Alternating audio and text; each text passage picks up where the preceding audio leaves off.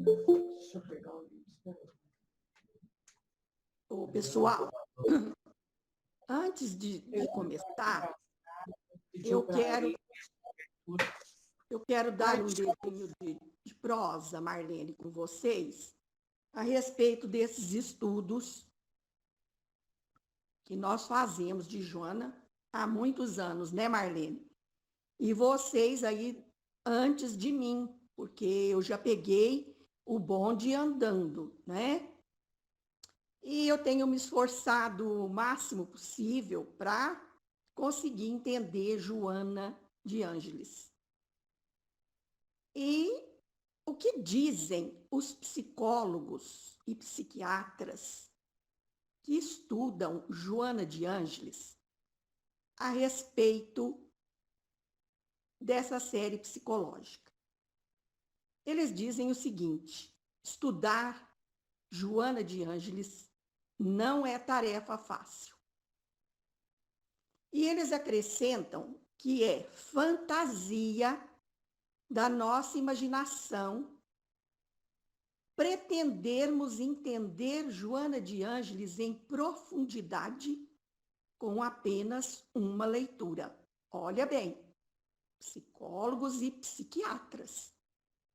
Imagine nós, amadores, que não temos formação acadêmica, nem em psicanálise, nem em psicologia cognitivo-comportamental, nem em psicologia analítica, cujo pai é Jung.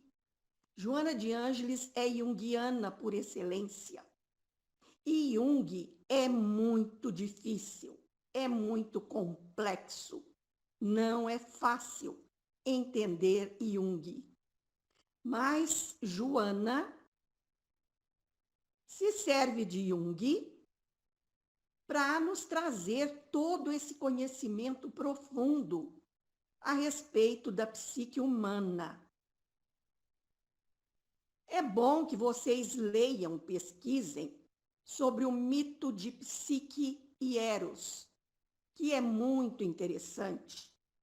Jung, na sua complexidade, como eu digo sempre, ele navegou por meandros.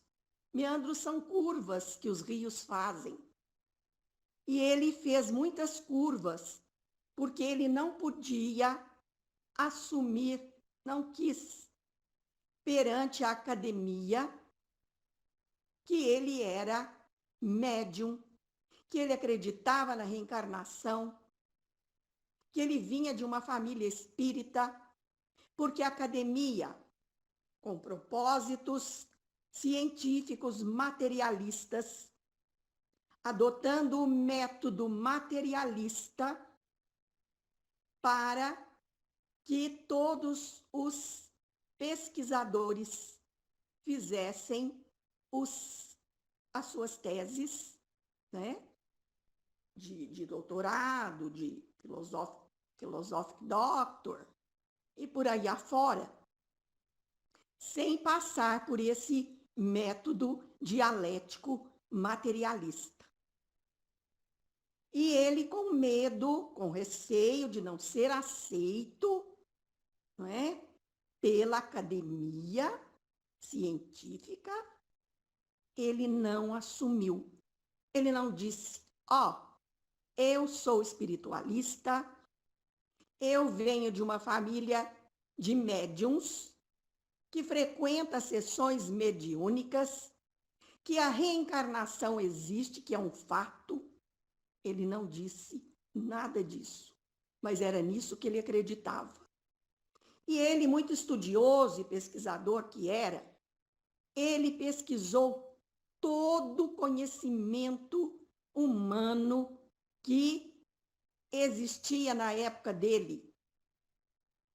Ele foi na filosofia, ele foi no esoterismo, ele foi no ocultismo, ele estudou as mandalas, ele foi no islamismo, ele foi no hinduísmo, ele foi no budismo, ele foi nos mitos gregos antigos, Então, ele percorreu todas essas áreas do conhecimento humano para elaborar a teoria dele, que é a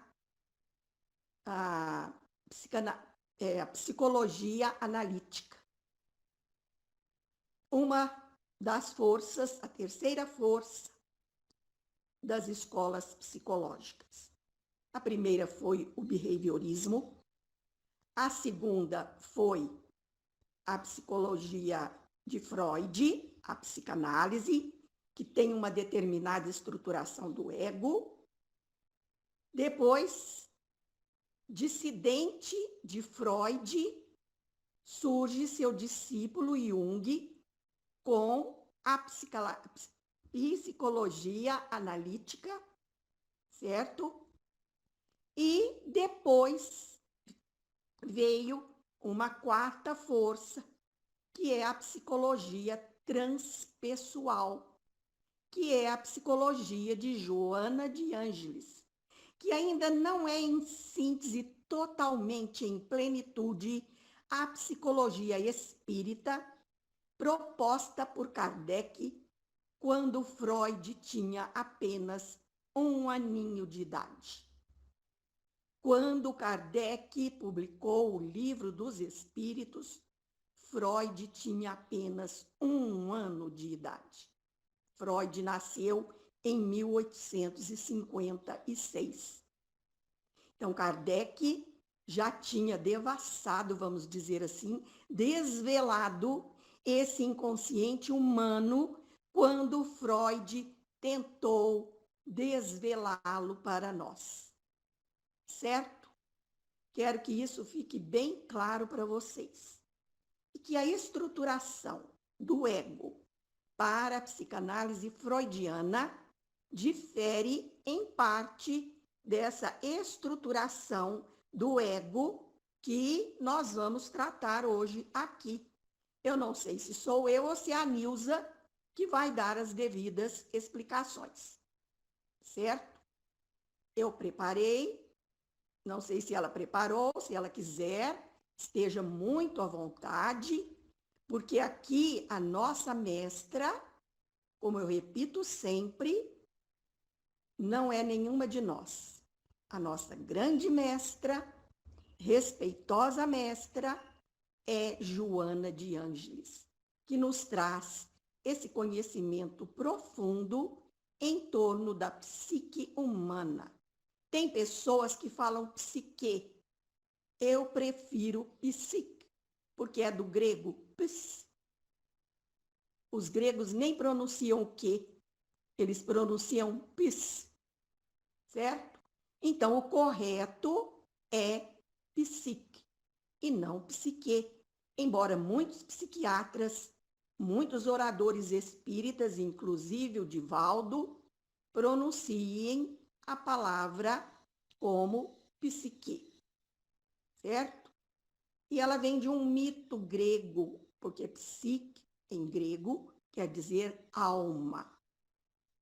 E ela vem lá do mito da deusa Psique, tomada de amores por Eros. É um mito muito bonito, muito interessante, que eu sugiro a vocês que tomem conhecimento deste mito para entender melhor Joana de Ângeles. E agora eu passo a palavra. Se a Nilza quiser fazer o comentário, tudo bem. Se não, eu faço.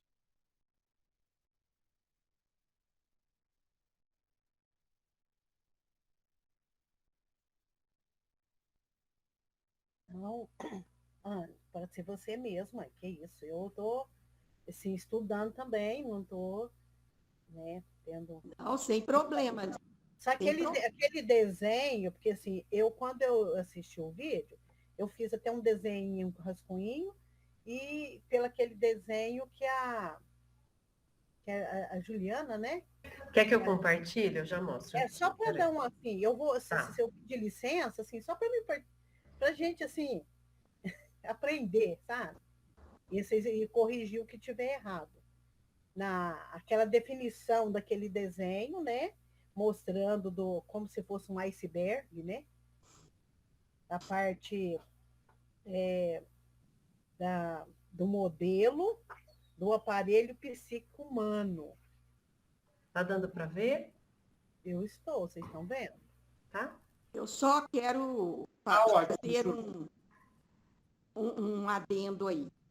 Essa estrutura aí é do Jung.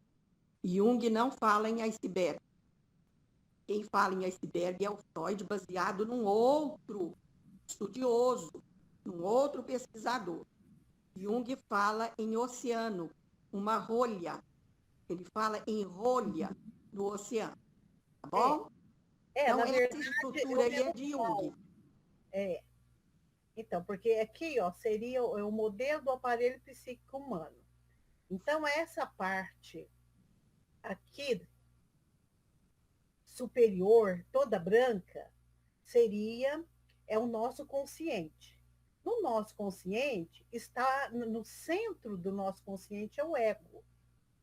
O ego é a parte da nossa identidade, né? É aquilo que eu percebo de mim agora, na verdade, né? E aí, essa parte mais verde escura e depois o verde claro é como se estiver submerso na água, né? Então, é o inconsciente pessoal, que está mais próximo, né, da nossa consciência agora, e o inconsciente coletivo, que é a maior parte, porque o inconsciente é onde que está o centro do inconsciente, é o self. O self é o centro do psiquismo total. Ele está, se a gente olhar, ele está no meio, ele está no centro de tudo. Agora, o ego é o centro, como mostra aqui, é o centro da consciência. É o agora que a gente percebe. E o inconsciente pessoal é o acontecimento, né, desta vida que a gente não se lembra mais. Por exemplo, uma coisa que aconteceu com a gente, vamos falar assim, nós podemos colocar semana passada, por exemplo, que roupa que eu usei na quarta-feira passada. Eu Só um adendo.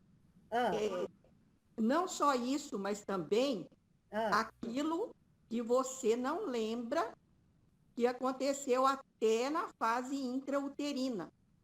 Coisas que você não se lembra quando você tinha, por exemplo, um aninho de idade, mas sim, fica lá arquivado na memória. na memória. É isso que acontece. O que ele fala é assim, é o que a gente não lembra mais, mas está registrado. Está lá guardadinho, vamos falar assim, né? Agora, o inconsciente coletivo é o nosso. Como que eu posso olhar aqui, que a minha cabeça me estou enxergando? É o nosso próprio espírito imortal, o self, que somos. Né? Ele é vamos falar assim, o self é como se fosse o presidente da psi nossa. Vamos falar assim. Né? Então, era só isso. É uma coisa assim, para a gente olhar, para a gente separar o que é o ego, o que é o self, mas tudo dentro de uma mesma circunferência, mas de forma assim, separada de tempo, porque nós somos tudo isso. É nossa consciência total, só para separar o agora um pouco mais distante e o tempo no sentido de eternidade, né? Desde quando fomos criados, em que está tudo arquivado dentro do nosso ser, da essência que é o espírito.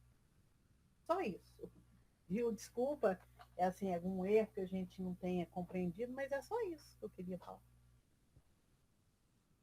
Muito bem, muito bem. Né? Então, o ego é tudo aquilo que nós somos hoje. É o meu nome, é a minha família, são os meus amigos, são as minhas vivências, não é? Que eu tenho hoje. O inconsciente pessoal é todas aquelas experiências, conforme a Nilza explicou, eu vou apenas reafirmar, que estão registradas no nosso inconsciente, mas que nós não lembramos.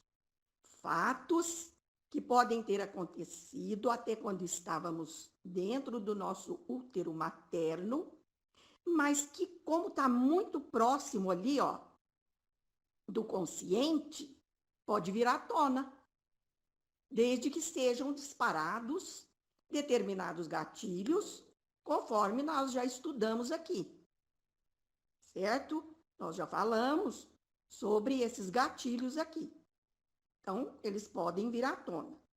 E esse inconsciente coletivo são aquelas experiências das quais nós participamos coletivamente. Acontecimentos, fatos históricos que nós presenciamos no coletivo, que ficam registradas. Essa pandemia, por exemplo, é um fato que nós podemos citar. Certo? Isso vai ficar, porque é um resgate, vamos dizer assim, ou é um propósito que abrange o coletivo. Isso vai ficar registrado futuramente, no nosso inconsciente coletivo. Como nós, espíritos que já passaram, né, por 2 grandes guerras mundiais e outras guerras que aconteceram no decorrer da história da humanidade, fica tudo registrado. Desde a época em que nós tivemos as nossas primeiras manifestações de vida, ou aqui no planeta, ou fora desse planeta, com aquela proposta: a alma dorme na pedra, sonha no vegetal, agita-se no animal, desperta no homem. Olha que trajetória vem despertar no homem à luz da razão, da lógica, do pensamento lógico, certo? Então, nós temos tudo isso aí, inclusive, nós temos genes de samambaia no nosso organismo. Para vocês terem ideia, tudo isso foi decodificado no projeto Genoma. Então, gente, nós temos muito conhecimento. E por que nós esquecemos? Por vários motivos, Kardec explica. E também porque nosso cérebro não comportaria tantas memórias, tantas lembranças assim. O nosso cérebro é do nosso corpo material. Então, tudo isso fica registrado no espírito. E que, mais dia menos dia, podem vir à tona. Mas, clicando aí nessa imagem, tem lá uma frase muito interessante. Vocês já sabem o que é o ego. Espera só um minutinho, gente, que eu vou desligar ali o telefone.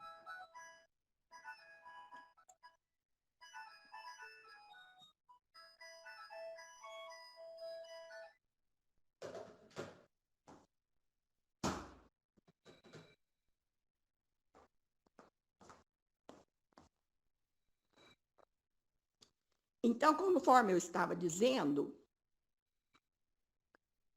a Lucélia está fazendo umas perguntas aí que eu não estou dando conta de ler.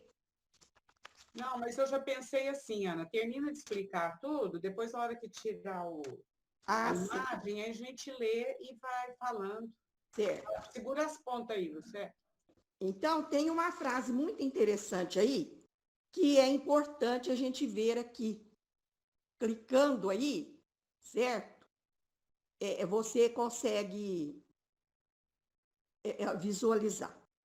Então, é o seguinte. Tem uma frase assim, olha. Decifra-me ou eu te devoro. Não sei se a Nilza viu essa frase. Então, o que significa isso? Decifra-me ou te devoro diz exatamente sobre o nosso inconsciente, certo? Então, trata-se de um mito da esfinge que existia na cidade de Tebas, na antiga Grécia. Então, lá tinha uma esfinge com corpo de mulher e cabeça de leão. E era considerado um monstro, e era alado, tinha asas. E essa esfinge vivia apavorando os viajantes e transeuntes que passavam por Teba, pela cidade. Então, todos os transeuntes, viajantes, que paravam e se defrontavam com a esfinge, ela dizia assim: decifra-me ou te devoro. E ela propunha um enigma. E todos aqueles que não conseguiam decifrar o enigma, ela os devorava. Acontece que Édipo, aquele mesmo Édipo, que casou com a sua própria mãe, Jocasta, aquele mesmo Édipo do complexo de Édipo do Freud, certo? Ficou sabendo dessa história. E ele, indo a Tebas, se colocou frente a frente com a esfinge. E ela lhe disse: decifra-me ou eu te devoro. Então, logo ela propôs o enigma, conforme ela fazia com todos, né? Então, o enigma era o seguinte: de manhã tenho 4 pernas, ao meio-dia tenho 2. Quando chega o crepúsculo, tenho 3. Édipo ficou parado de frente para a esfinge, encarando a esfinge, enquanto pensava na resposta. E Édipo então lhe diz: ora, é o ser humano que no alvorecer de sua vida engatinha sobre seus braços e sobre suas pernas. No meio da vida, ele caminha sobre as 2 pernas. E quando chega o crepúsculo, já no fim da vida, para caminhar, ele usa uma bengala. Então, vejam bem. E envergonhada, né, decepcionada por não ter atingido o seu objetivo de devorar aquele transeunte, aquele viajante que se defrontava com ela, ela se atira num precipício. E, assim, a esfinge estava morta e Tebas estava livre dessa assombração que vivia assombrando todos ali da cidade e os que vinham de fora. Então, o que significa esse decifra-me ou te devoro em psicanálise? Eu estou tropeçando a língua. Em psicologia analítica junguiana. Jung é o pai, conforme eu já disse, da psicologia analítica. Então, ele fala de forma mítica sobre a falta de autoconhecimento. Olha só. Pois ao longo de nossas vidas, nós projetamos nossa necessidade de conhecer, que nós temos uma necessidade inata de conhecer, só que nós projetamos isso, essa nossa necessidade de saber, em direção ao mundo externo. E a nossa parte interna permanece obscurecida. Nós não nos conhecemos. Era o que os antigos gregos faziam quando começaram a filosofar sobre as coisas do mundo, qual era a origem do universo, né? Aí vem Freud e muda a visão. Então, Freud é um divisor de águas dessa filosofia, né? Antes e depois de Sócrates. Antes eram os mitos que solucionavam as questões. Depois de Sócrates, ele alertou para o autoconhecimento, para o conhece-te. Então, ele foi um divisor de águas na história da filosofia. Então, nós, em vez de voltarmos para o nosso mundo íntimo, fazendo uma introspecção, a tentativa de nos autoconhecer, nós nos colocamos para conhecer o mundo lá fora e julgamos que conhecemos o outro, sendo que nós não conhecemos nem a nós mesmos, quanto mais o outro, né? Então, esse desafio proposto pela Esfinge visa mostrar a nós, transeuntes da vida, a necessidade de nos compreendermos a nós mesmos. O quanto é importante. Kardec diz lá, pergunta lá no Livro dos Espíritos, qual o meio mais prático e eficaz para nos livrarmos das tentações do mal e progredir na vida? E o Espírito Santo Agostinho responde, um sábio da antiguidade já vos disse, homem, conhece-te. Vejam bem. Então, é muito importante essa questão do autoconhecimento e Jung abordou essa perspectiva.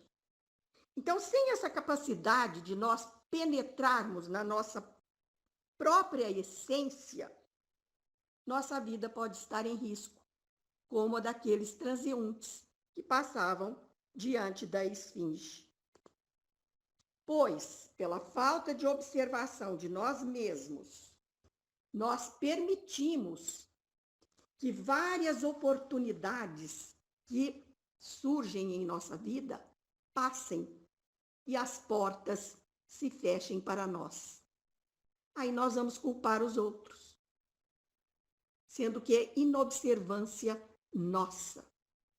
Então, essa Esfinge representa os perigos, os riscos, os desafios que nós encontramos em nosso caminho.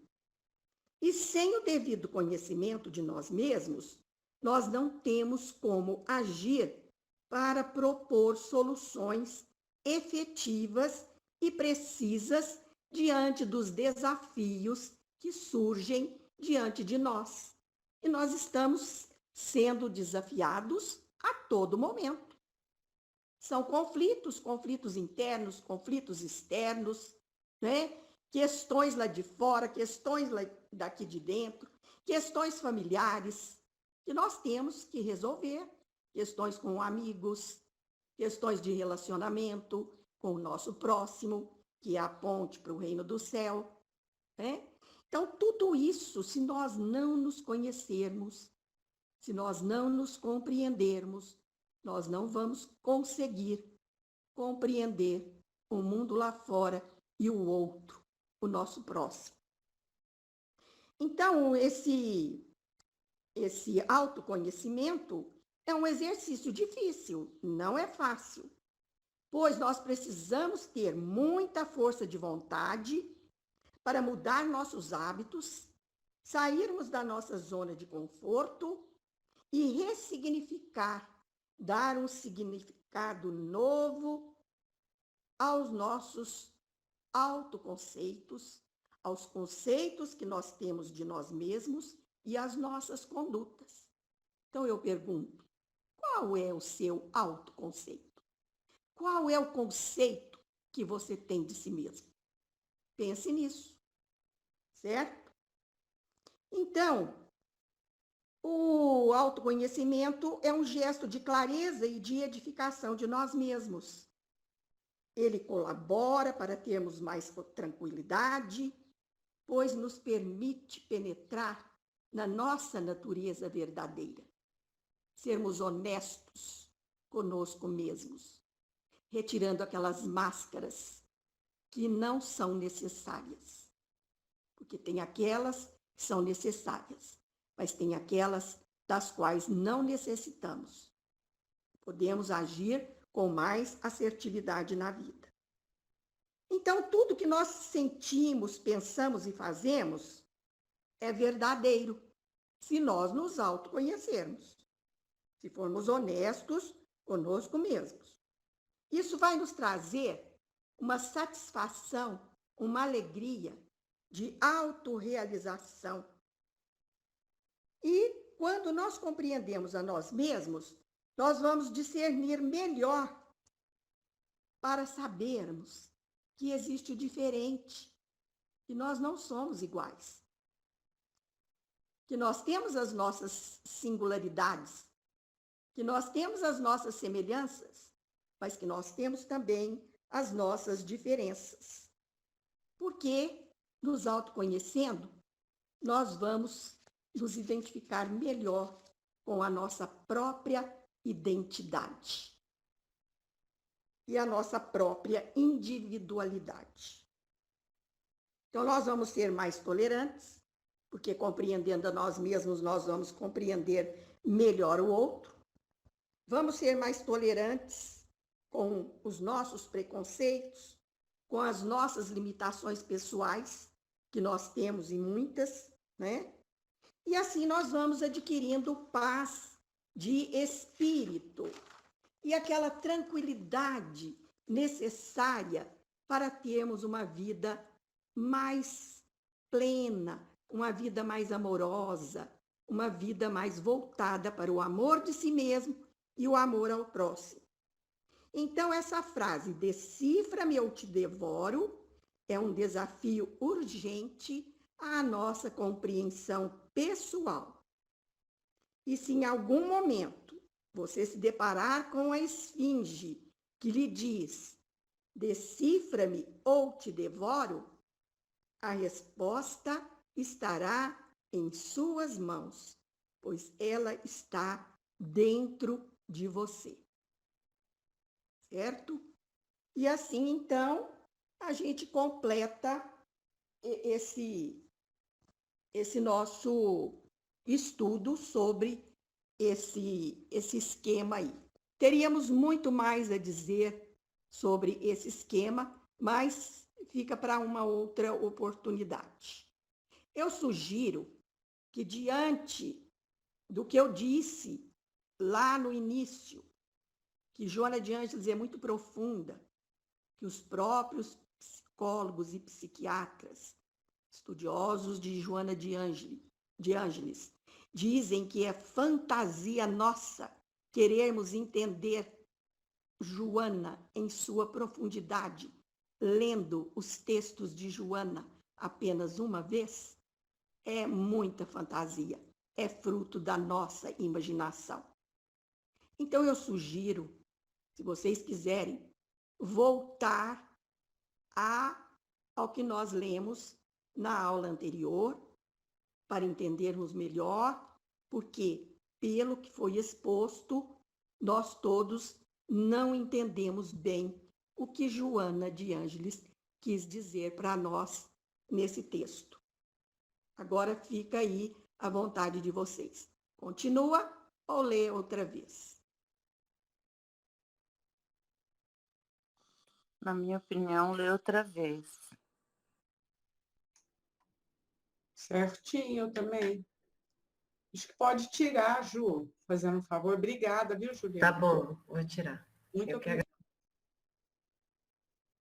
Também Você agradeço. queria ver as perguntas da Lucélia antes de começar a ler? Isso. E antes eu quero agradecer a Nilza, né, que teve a iniciativa de trazer. Eu nunca trouxe, porque eu não sei compartilhar imagem, e eu não pensei nessa possibilidade, né, de outra pessoa poder compartilhar. Então é isso aí, certo? Então vamos às perguntas da Lucélia, para nós aqui em conjunto tentarmos responder, né? Ana, eu fiz as perguntas porque eu estou construindo o sonho. Entendeu? A ideia central. Por isso eu perguntei.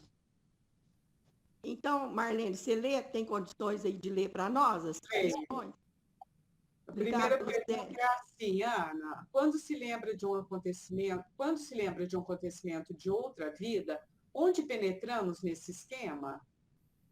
Você está Naquele penetrando no seu inconsciente, no seu espírito, no arquétipo primordial, segundo Jung, que é o espírito, porque é nele que está registrado tudo. O espírito que registra, a memória está no espírito e não no perispírito, como dizem alguns. A memória está no espírito.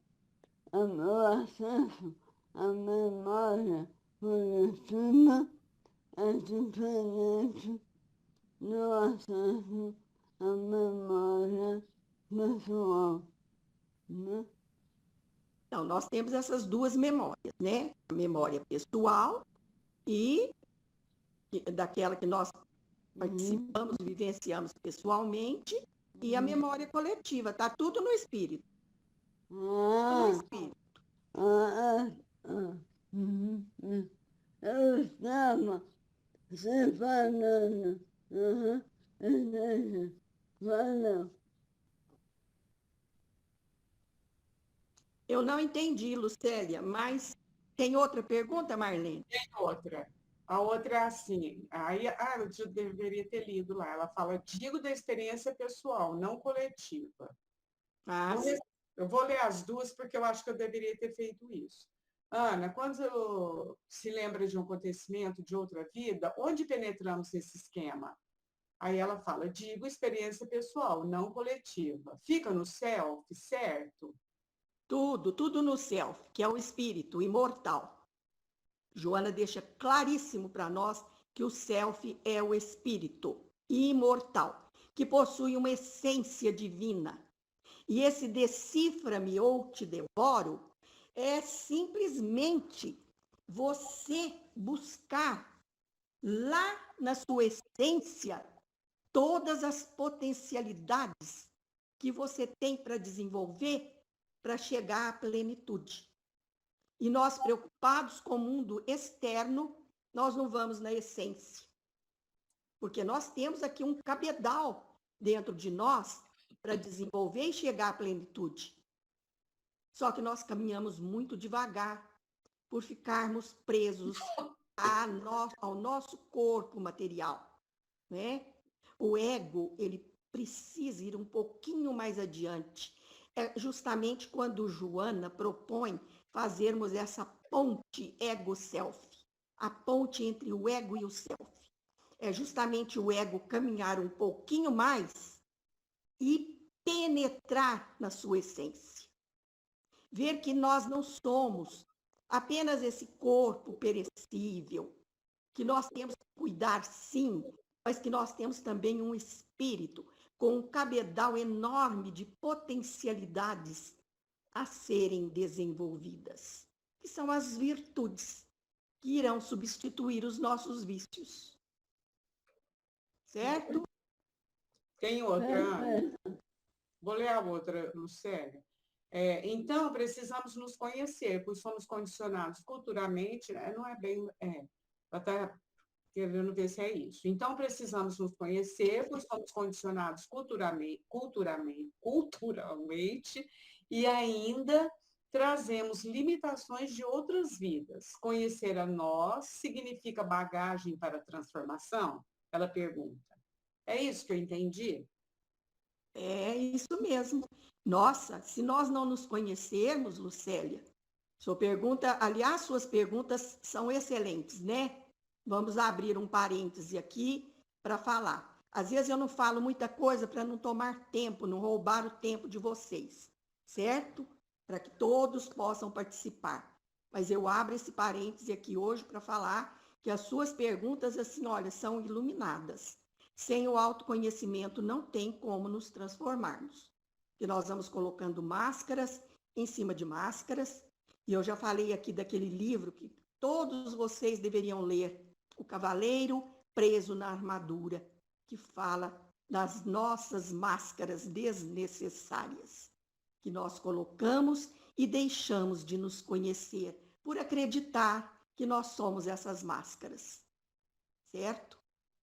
quando nós formos falar sobre a persona, que são essas máscaras, eu vou até contar uma história de uma máscara que eu tenho aqui para vocês, certo? Então, essas máscaras nos impedem de nos autoconhecer. Como que chama o livro mesmo, Ana? O Cavaleiro Preso na Armadura. A Ideli também fez Ele tem para você baixar em PDF. Eu baixei no meu, eu vou no meu Kindle e eu já li. É uma beleza. Olha, a Ideli fez uma observação que gostou muito da participação da Nilza, que clareou muito para ela. A Juliana também falou também falou que para ela também. Ótimo.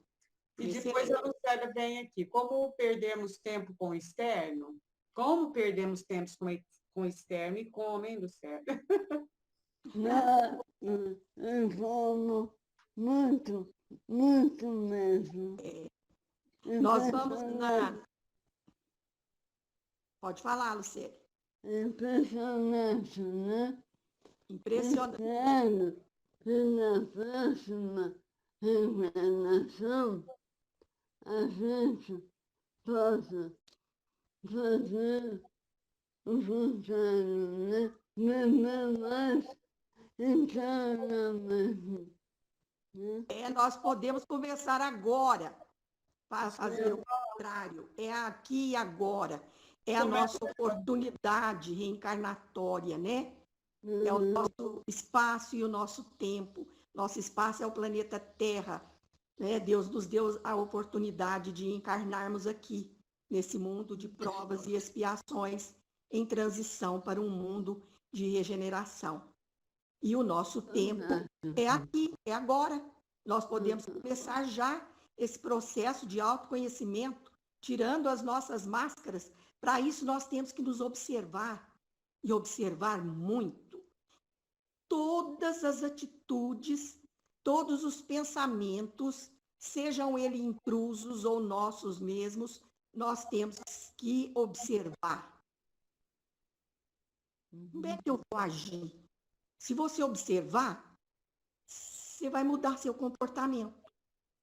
Você fala, não, peraí, é rápido isso, né? É um piscar de olhos, é um bater de asas de borboleta, né?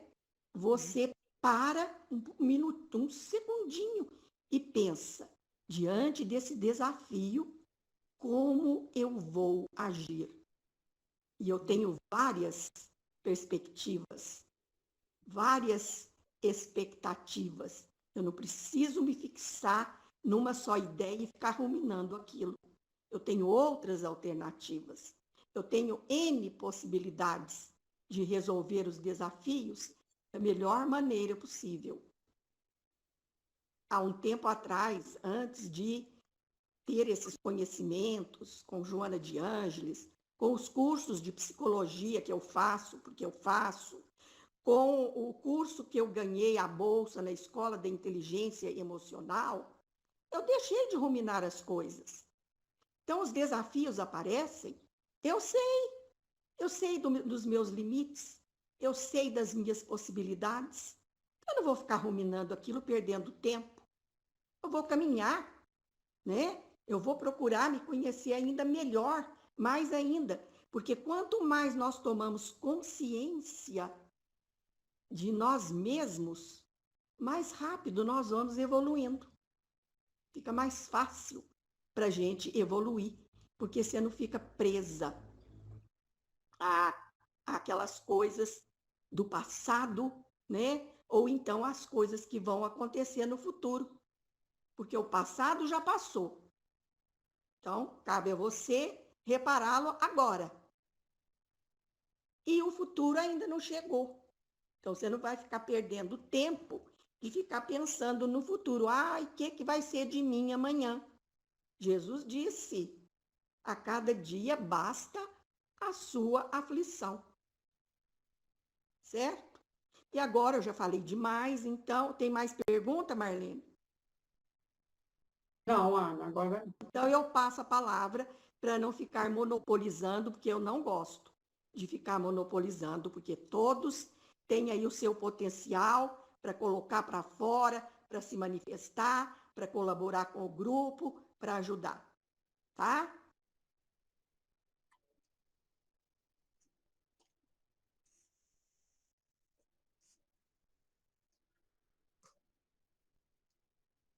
Mas agora, então nós vamos retomar o texto, o epifenômeno da vida e da morte? É isso? Vamos que com o grupo. Então nós vamos retomar, ou pelo menos aquele pedacinho onde nós paramos, né? Né? Porque teve aí pessoas que disseram até que não entenderam nada. Eu o que disse. Né? Então, eu peço a vocês que, de tudo isso que eu falei hoje, aqui e agora, se vocês não entenderam, perguntem agora. Agora que é a hora de perguntar. Certo? Se não entenderam, perguntem. Porque na minha cabeça eu fui clara, mas talvez não tenha sido clara para a cabeça de vocês. Não é? Então, se não entenderam alguma coisa que eu falei, perguntem. Se eu não souber responder, tá aí a turma que pode responder.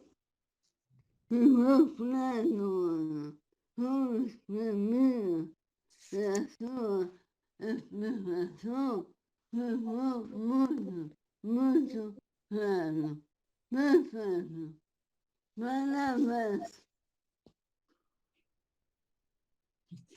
Obrigada, Lucélia. Te agradeço. E continue com as perguntas, porque elas nos esclarecem e muito. E a Nilza que continue trazendo coisas boas assim para nós. Isso mesmo, Nilza. Então, quer ver? Só para aquele dia, eu vou só ajudando aqui, mas todo mundo vê.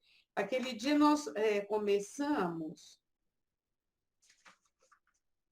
porque na realidade aqui ela está falando da vida e da morte, né? Está falando da vida e da morte. E o que eu acho que às vezes acabou acontecendo é porque nós divagamos um pouco, e já que o estudo é completamente difícil, né? Como você mesma afirmou aí, às vezes se a gente não ficar realmente naquilo que... Aí que fica mais difícil ainda. Não é? Você muda a remada. Não estou falando você, não, Ana. Estou falando nós, né? Nós todos, eu também. Porque se os próprios psicólogos têm dificuldade, psiquiatras, né? Imagine nós, diante de um texto. A Joana de Ângeles se preparou 11 20 anos. 20? Que é 20. Ué, eu superfaturei, então. Inclusive, Marlene, diz que ela é a mentora de Freud, de Jung. Eles reencarnaram sob o comando dela. Então, e se ela demorou tanto, se preparou, imagine a gente. Então, isso me deixou mais tranquila na zona de conforto. Então, eu não sou tão tonta. O duro, se eu estivesse falando que eu estava entendendo tudo, né? Não estava entendendo nada. Pois é, eu também, né? Então, foi onde eu propus. Vamos voltar, então. O Cláudio fala. O Tonho está falando aqui. O Cláudio, no começo dos vídeos, ele fala que às vezes você tem que ler 3, 4, 5 vezes para poder entender. E assim mesmo não entende. Eu ia falar. Lê 4 e 5 e ainda fala assim, E outra coisa, sobre o autoconhecimento. Não pensemos nós que nós vamos nos autoconhecer nessa vida, não, viu? Nós temos já uma bagagem imensa no passado. E temos uma bagagem imensa para o futuro. Então, o autoconhecimento, nós podemos começar aqui agora, mas ele não é coisa só para o aqui e agora. Pensemos bem nisso. É bom ouvir isso, que é um processo, né? Porque É um processo. não se cobrar tanto, né? Eu fiquei feliz de ouvir isso, que é um processo. Exatamente. Porque eu fico assim, tentando e escutar isso. Nossa, dá um afago. E escutar também que a gente lê 4, 5 vezes, ainda não entendeu, que é Joana de Ângeles 20 anos, então... Então, nada nos impede de começarmos a nos conhecer agora, através da autoobservação, né? Que nós podemos fazer a todos os momentos do dia. Tudo é oportunidade para nos autoconhecermos. Eu procuro fazer esse exercício, assim, às vezes até no cotidiano mesmo. Mas é um trabalho íntimo, silencioso, né? E claro que os conhecimentos, os estudos, nossa, mesmo que, falando de mim, que eu tenha algumas dificuldades em entender, isso tem me ajudado muito, né? Porque com toda essa dificuldade, já faz um tempinho que eu estou trilhando aqui. na Joana e em outras teorias também, mas é por aí, né? Então vamos, gente. Alguém lembra aí, quer falar? Ó, não, vamos começar aqui, a gente retoma. Ajudem aí. Olha, o pedaço que parece que ficou assim, não sei antes, porque a turma ficou quieta, né? Mas o pedaço que levantou dúvidas foi esse aqui, ó. A vida e a morte biológica não são pontos extremos, é daí para adiante que surgiu a dúvida. Isso mesmo. Que página mesmo, Ana? 204? Não, mas... Página 214, pelo meu livro. 214. Isso mesmo, meu livro virou aqui. Isso aí. Posso puxar a fila, então? Mas eu leio, nós vamos discutindo, né? Pode puxar a fila e a turma aí vai... O meu tá cheio. Decifra-me, eu te devoro.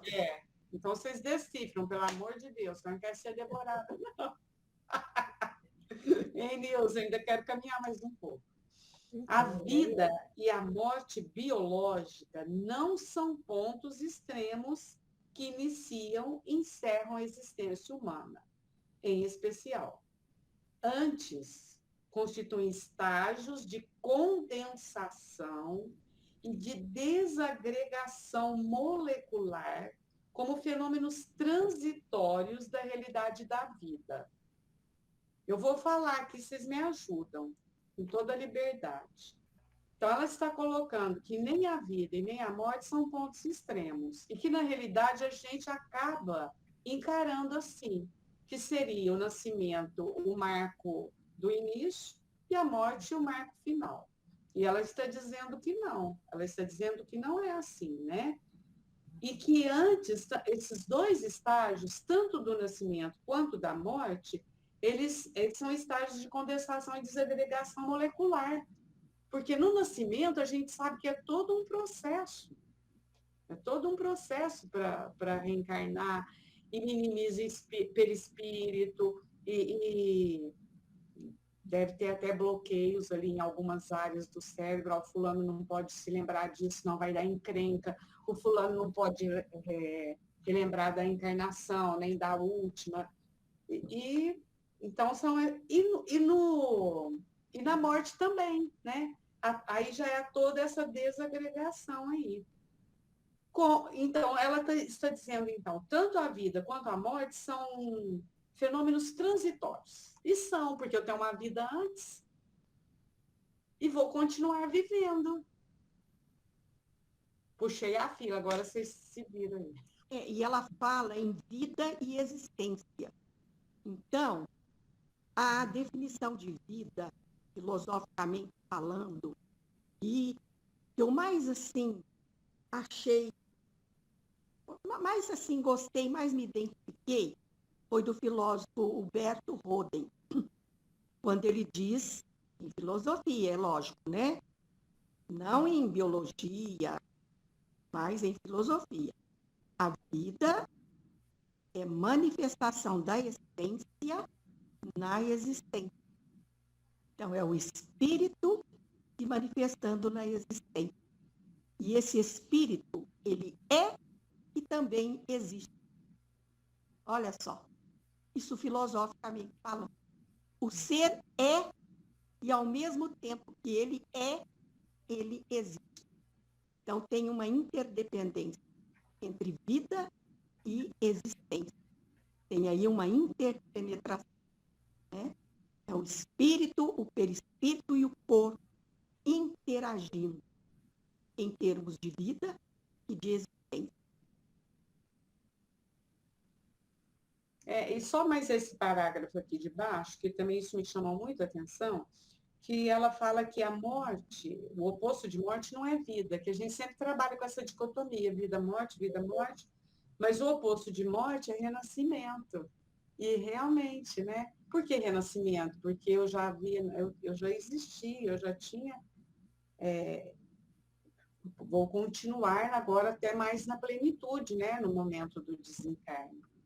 Isso aqui, para mim, também assim, achei bastante interessante. É interessante, Marlene, e é o seguinte, eu morro aqui, mas eu vou renascer lá. Eu morro lá, vou renascer aqui. Morro entre aspas, né? Metaforicamente falando. Um dia eu vi, eu acho que foi o Divaldo, falando o seguinte, assim, não acho que não é essas palavras, estou tentando lembrar a palavra dele, falando assim, que a vida é única. Não sei se é etapas que são várias. Tá? A vida é uma A gente só tem uma vida, mas tem várias existências. Ele fala várias assim, aí pode entrar nessas existências. Que aí não é justamente isso que já até foi comentado agora. Né? Assim, ele falou desse jeito, que a vida é única. Aí, com várias existências, com várias experiências, vamos falar assim, né? Então, é interessante isso. A gente compreender, né? A nossa real vida, né? Que somos. Nessa infinidade, né? Que nós não somos eternos, nós somos imortais, né? Eterno só é Deus. Então, interessante. Somos imortais como espíritos, mas somos finitos como existência, né? E se a gente é finito, porque a gente vai morrer mesmo. Mas o corpo, mas nós continuaremos. Você tem razão, Bom, gente, aí já deu 16 horas, mas se alguém quiser falar aí, e a gente já retoma daqui, eu acho interessante. Mas o grupo que manda, gente. Eu acho que a gente continua de onde parou hoje, porque, na verdade, não tinha ficado claro para ninguém, né, dona Marlene? Não só para a senhora. Ainda tem um pedacinho aí, ficou em dúvida também, o parágrafo de baixo. Ele suscita muita dúvida. Quer alguém ler agora ou deixa para a semana que vem? Muita dúvida aqui. Para fechar, ativa seu microfone. Já são 16 horas, né? O tempo voou hoje. Voou, mas foi muito produtivo. Foi ótimo. Foi muito produtivo. Ficou muito bem explicado. Parabéns, Ana. Obrigada, Gleide. Eu me esforço ao máximo, sabe, gente? Muito bem. Sem vocês que eu não queimo as pupilas, não. Eu queimo as pupilas para poder chegar aqui e desempenhar, né? E assim mesmo fica muito a desejar, disso eu tenho plena consciência, viu?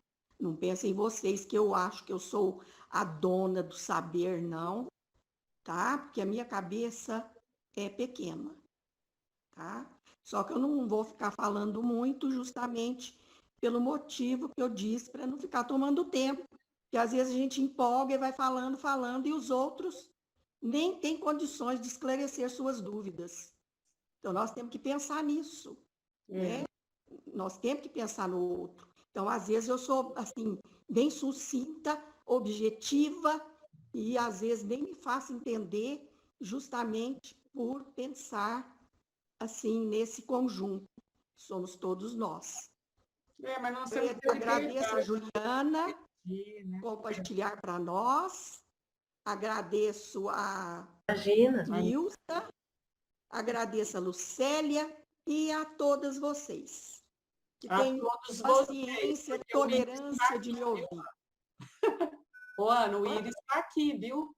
O Iris está aí? Tá. Seja bem-vindo, nosso querido Iris. Ele também faz perguntas e faz colocações que nos fazem pensar, parar e refletir. Então, todos nós aqui somos aquelas pérolas do colar, né?